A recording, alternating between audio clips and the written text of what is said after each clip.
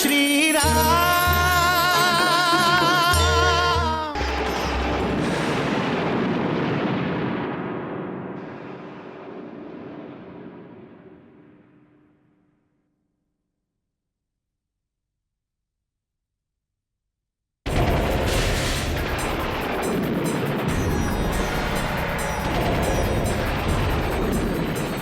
स्वामी, ये अचानक मुकुट के गिरल। बस महारानी मंदोदरी, अभी मत कहिया कि मुकुट के गिरल अशुभ संकेत बा।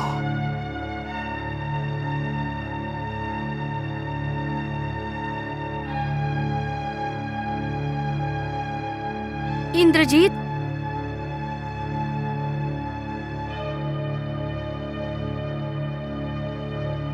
बुआ, माता पिता और काका से मिलने के बाद भी आपन बुआ के याद ना आइल तारा।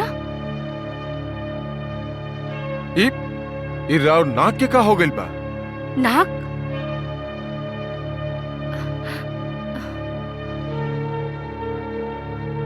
राम के भाई लक्ष्मण काट देलस हमार नाक।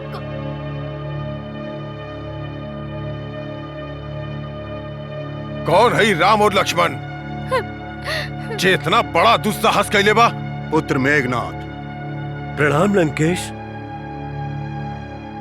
प्रहस्त्र, तहार मुखार विन से ऐसन प्रतीत होता कि कौनो शुभ समाचार ले आयल बड़ा। कहा लंकेश, गुप्तचर सबके समाचार के अनुसार राम और लक्ष्मण ऋषिमुख पर्वत तक पहुंच गए बाड़े।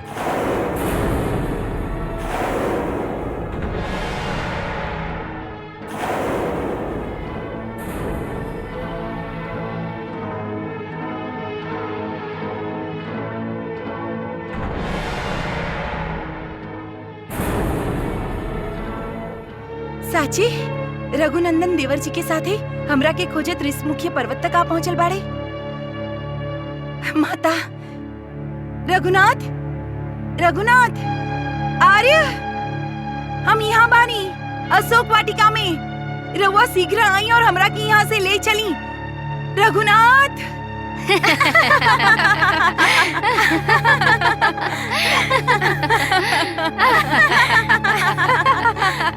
माता, ये सब हंस काहे रहल बाड़ी? पुत्री, तू अचानक श्री राम के पुकारे शुरू कैलू, यही से। काहे? ये लोग के विश्वास नहीं खे कि रघुनंदन यहाँ आई है, परंतु हमरा विश्वास बा कि रघुनंदन यहाँ अवश्य आई है और ऋषिमुख पर्वत तक पहुँच चुकल बाड़े और वो शीघ्र ही लंका के राजमहल तक भी पहुँच जाइए।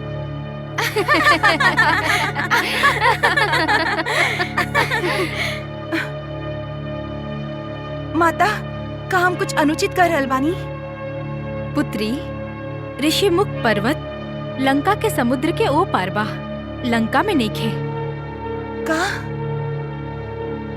ऋषिमुख पर्वत लंका में नहीं खे? रघुनंदन राम समुद्र पार करी है तबे लंका में आई है। लंका में नहीं खे?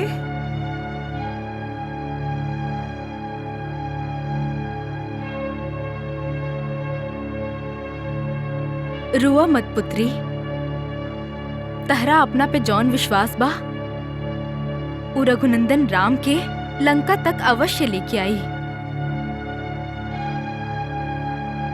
रउआ हमरा के धैर्य दिलावे खातिर बोल रहल बानी या फिर? ना पुत्री, ई हम अपन दिल से बोल रहल बानी।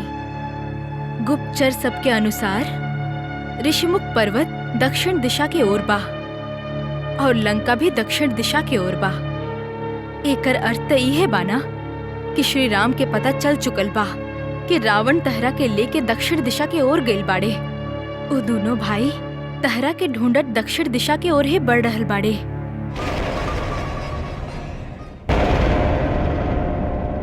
कौन हवे तपस्वी राम और लक्ष्मण पिताश्री जिनका नाम मात्र सुन के माँ और काका श्री दोनों इतना अधिक व्याकुल हो गए? पुत्र इंद्रजीत, इनका तो आदत है व्याकुल होके की। और वास्तव में ऊ दोनों तपस्वी ना हवे, अयोध्या के राजकुमार हवे। अपन बुआ के कुरूप देख के चौंक गई रहा ना तू इंद्रजीत। एक नाक वही लक्ष्मण कटले बा। और यह प्रतिशोध में हम राम के पत्नी सीता के हरण कैले बानी। अब राम अपन पत्नी सीता के वियोग में वन वन भटक रहल बा। और ऊ भटकत भटकत ऋष्यमुख पर्वत तक आ गइल बा। तो दोनों जान गइल बाड़े कि सीता लंका में बिया। कैसे जनिए पुत्र अक्षय कुमार? सीता के हरण लंकेश कैले बा। ये बात जटायु चाहे केहू अन्य से जान जाइए, परंतु ये कैसे जनी है कि लंकेश सीता के कहां लेके गइल बा? और वैसे भी समुद्र में स्थित अभेद लंका के बारे में केहू नहीं खे जाना। जाने खातिर एक पल भी बहुत होखेला इंद्रजीत। भ्राताश्री, राम और लक्ष्मण ऋषिमुख पर्वत तक आ गए बाने। ई जान के पल भर खातिर रवो विचलित हो गई बानी। विभीषण, लंकेश कबो विचलित ना हो खेला, परंतु लंकेश के देख के सब विचलित हो जाले। तो का लंका के बारे में वो दोनों जान सकेले? हाँ इंद्रजीत। कैसे? बाली से। बाली से? हाँ भ्राताश्री, बाली के नगर किष्किंधा ऋषिमुख पर्वत के पास ही तबा। राम अवश्य ही बाली से मित्रता करे जाए, और यदि उनकर मित्रता हो गई तब बाली लंका पे आक्रमण कर सकेला। कदापि ना, ऐसन कबो नइखे हो सकत। विभीषण, बाली हमार मित्र हा, और राम और बाली के मित्रता कबो नइखे हो सकत। काहे भ्राताश्री? काहे कि तहार और मंदोदरी के दृष्टि में सीता के हरण अपराध है, वैसे ही राम के दृष्टि में बाली भी अपराध कैले बा। स्वयं के भाई सुग्रीव के पत्नी के हरण करके, और रहल बात सुग्रीव के, तब बाली से डरा के छिप के जीवन व्यतीत कर रहल बा। स्वयं के पत्नी के छुड़ावे से डरा लाऊ। हु का सहायता करी राम के सीता के ढूंढे में है?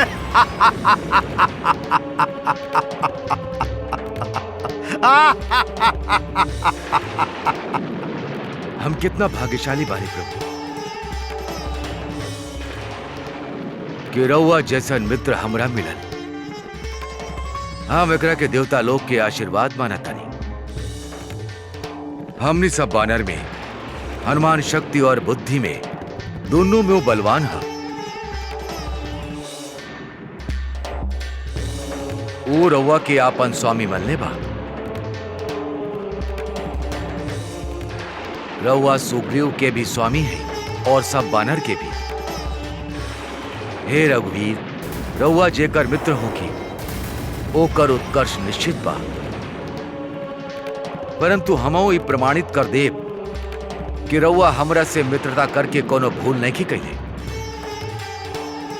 हे रघुवीर, अब रउआ हमरा क्या बताई कि रउआ के हमरा से कैसन सहायता चाहिए। हे रघुवीर, अब रउआ हमरा से बताई कि रउआ के हमरा से कैसन सहायता चाहिए।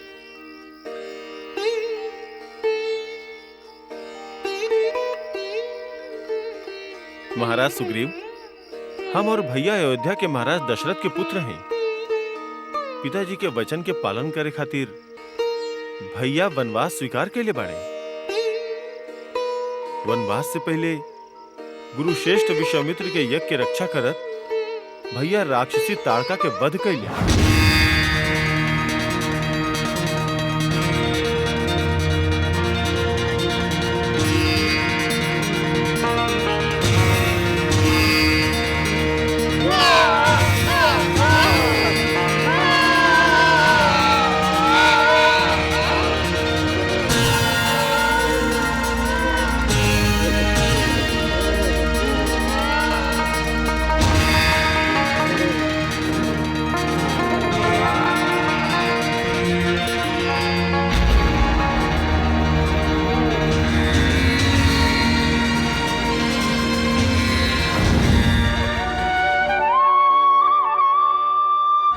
वनवास में ही विराट के मृत्यु प्रदान कैले।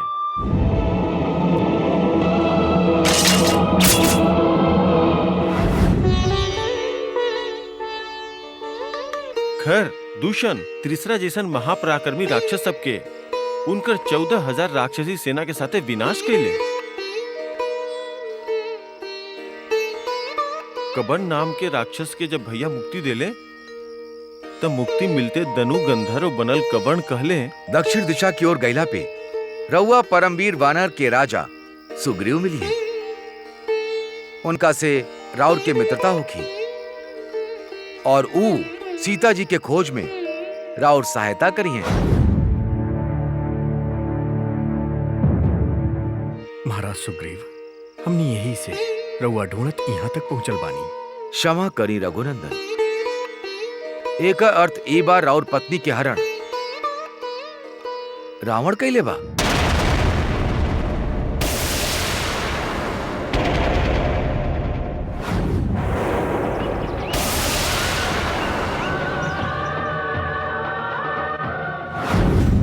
रघुनंदन कदापि वो भाभी श्री ही होखी।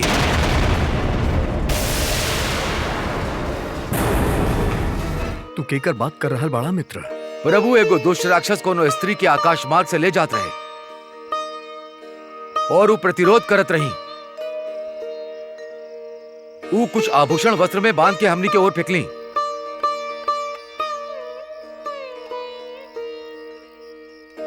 हनुमान,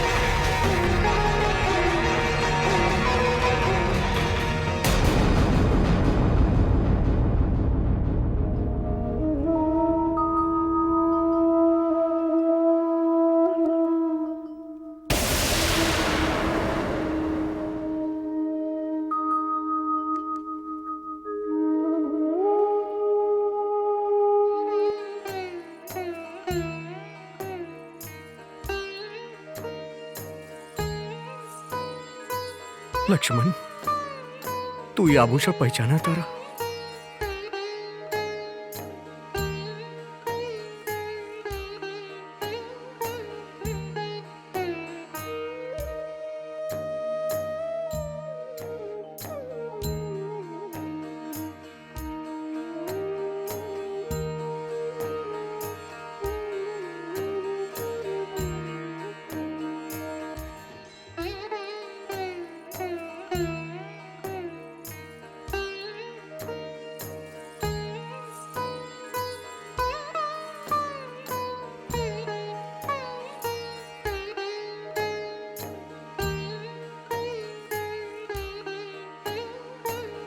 प्रणाम भाभी।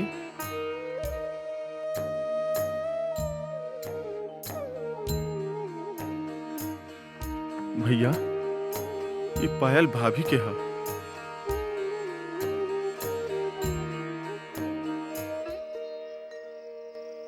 हाँ लक्ष्मण, इस सीता के ही पायल बा।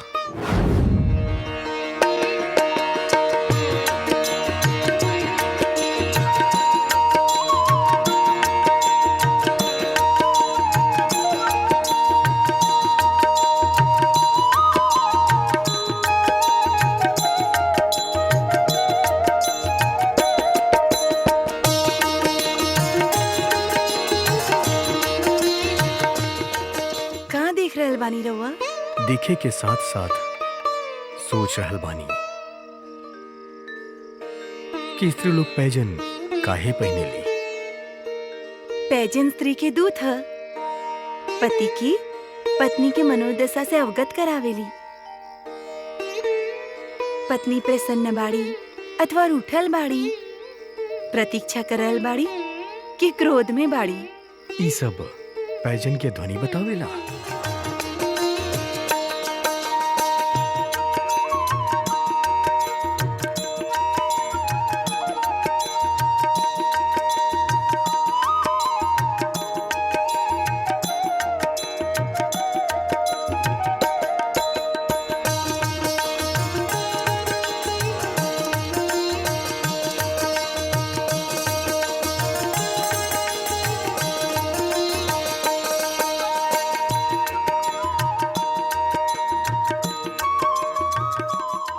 लागत पैजन क्रोध में बा।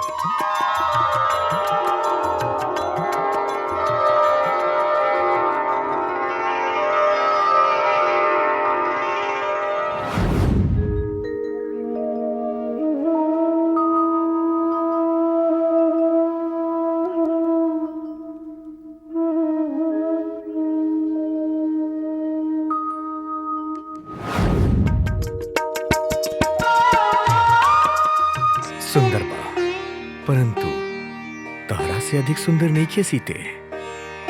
तू तन से ही ना मन से भी सुंदर बाड़ू सीते। यही से तहार सुंदरता एगो दिव्य सुंदरता बा। ई कंगन तहार हाथ के शोभा ना बढ़ेले, तू एकरा पहनले बाड़ू, ई खातिर इनकर शोभा बढ़ गईल बा। हाँ सीते,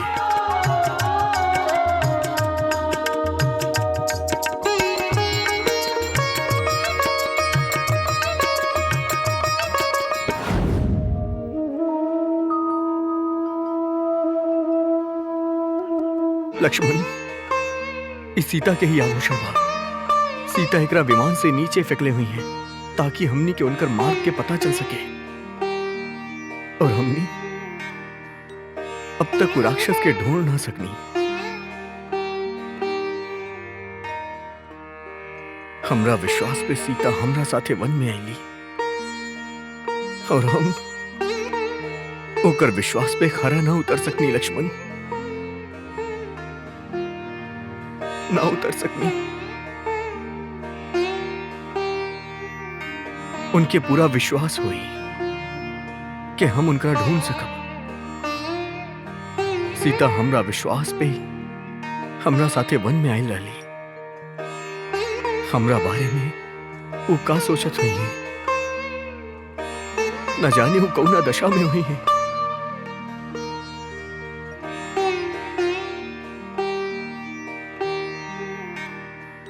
रघुनंदन, धैर्य रखी।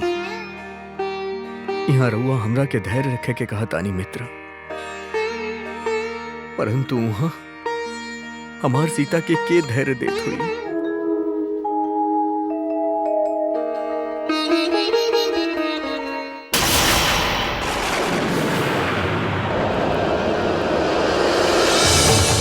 महाराज सुग्रीव, रावण हमार पत्नी सीता के हरण कैले बा। हमरा के बताई, रावण सीता के लेके कहाँ गईल बा? वो स्वयं कहाँ रहेला? हमके केवल ओकर स्थान बताई, हम ओकरा यमलोक पहुंचा देबा।